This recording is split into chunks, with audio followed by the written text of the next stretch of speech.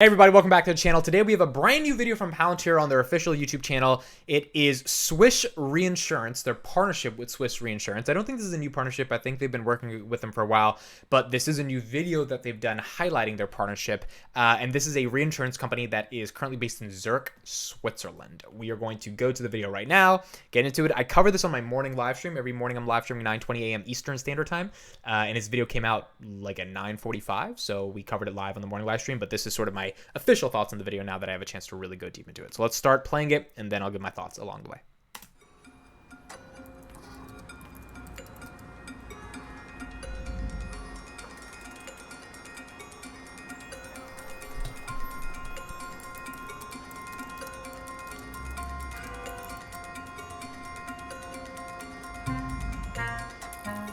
At Swiss Re, our vision is to make the world more resilient.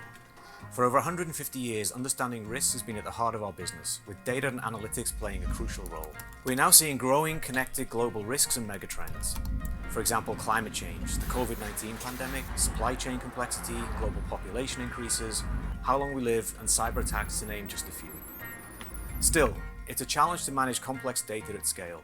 So already, first of all, the editing on this video is phenomenal. I'm going to talk a little bit about the actual video itself in a little bit. But as you can see, there's a bunch of different risks that this chief data officer who works in a company in Switzerland is pointing out, that the pandemic, the climate change, even how long we live, all of these things are mitigatory factors that we have to build into our analytical capabilities when trying to understand how to mitigate risk in a meaningful way and trying to understand how we proceed with a trajectory for the business that actually makes sense in the future given all these unforeseen circumstances.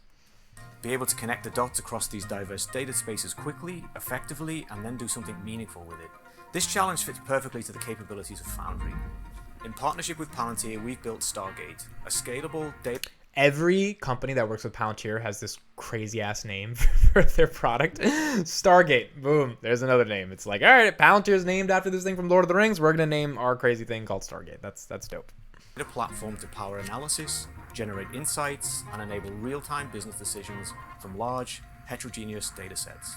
We like to describe what we're doing with Foundry as becoming a data-connected company. We aim to put information at everyone's fingertips, democratizing analytical capabilities across our business. This means more innovative solutions and services for clients, as well as deeper information to steer and drive the business. Stargate today is deployed across our diverse businesses. It has enabled us to systematically organize large volumes of data across the entire value chain into what we call analytical data models, or ADMs. These ADMs enable our experts, actuaries, and portfolio managers to sift through millions of multidimensional data points and monitor portfolios in a truly data-driven way.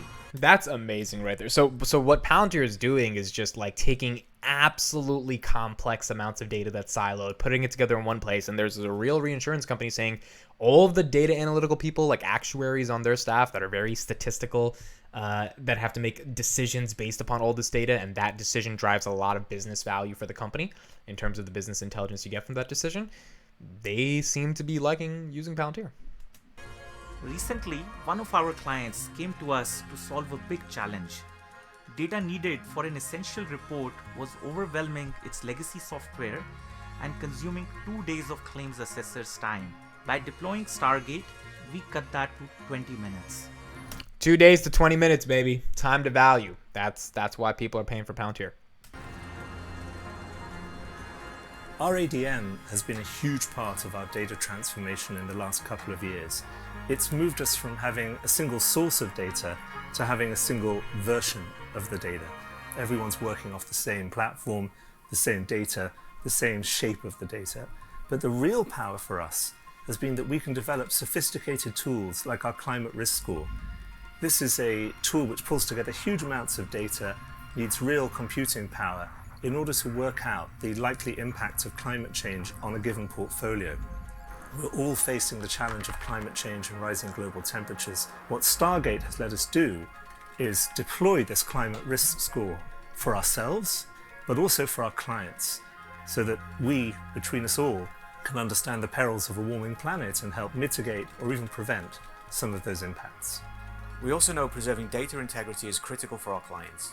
Palantir has market-leading capabilities that ensure we meet complex regulatory and contractual requirements that also preserve the fundamental principles of strong data governance and security. Stargate is more than a stepping stone on Swiss Re's journey to becoming a fully data-led risk knowledge company. It is helping us become a truly connected data-led company, and with it we are making great headway in boosting the resilience of our customers and in the process, society at large.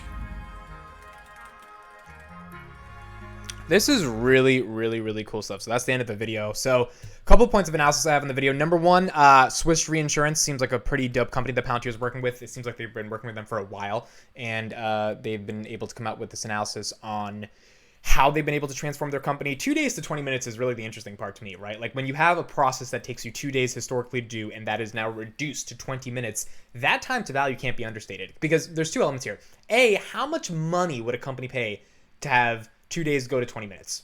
Would it be upwards in the millions? Could that save them millions on the back end? Probably. And then the next question, which is the sort of longevity question for the value proposition of Palantir, is how much would a company pay to then leave the software that was getting them 2 days to 20 minutes and do something else?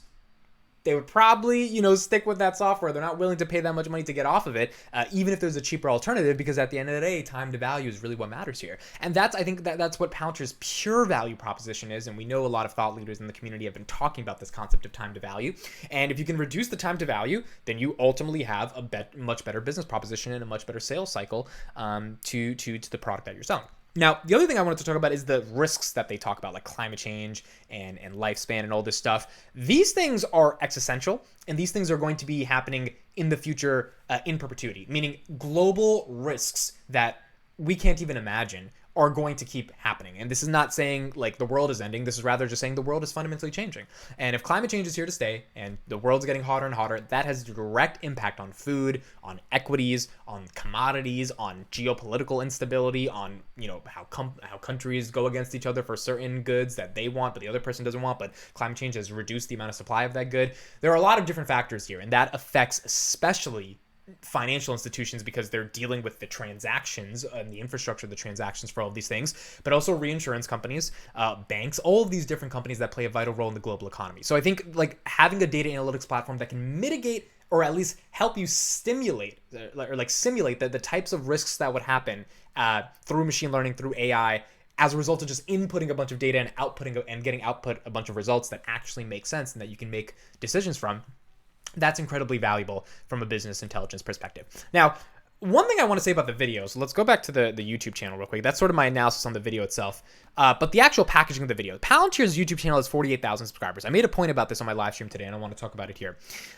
This video has 702 views. If you look at their views, 6,000, 6,000, 5,000. They have some videos with a good 70,000, which was their chief architect.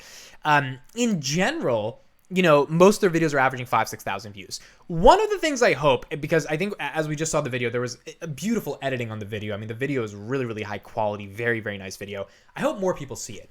I hope Palantir is not just posting these videos on YouTube and hoping that the algorithm magically recommends them, because as a YouTuber, it's not that easy to get the algorithm to recommend you. And there's a lot more work you have to go into that. I think, Palantir has bought Wall Street Journal ads. They bought full page ads in the newspaper saying, hey, our software stops terrorists, which is great. But it's a question of who's reading and who's seeing that advertisement. And that on the Wall Street Journal makes sense because like CFOs, financial people, like people who are reading that, they're like kind of your target demographic. The beautiful thing about social media and YouTube is you can target CFOs and financial advisors, and you can target that target demographic. I would hope that Palantir takes some money. I mean, even if they put like $500,000 behind this video in terms of just boosting it on YouTube, they could get so many more people to see this video. Because this video is amazing, but if only a couple thousand people see it, how many of those couple thousand people are actually decision makers that would go up to their CEOs and CFOs and be like, hey, we need, or CTOs, we need this product in our company? Probably, I mean, you got to just shoot at a lot of people and see what comes back.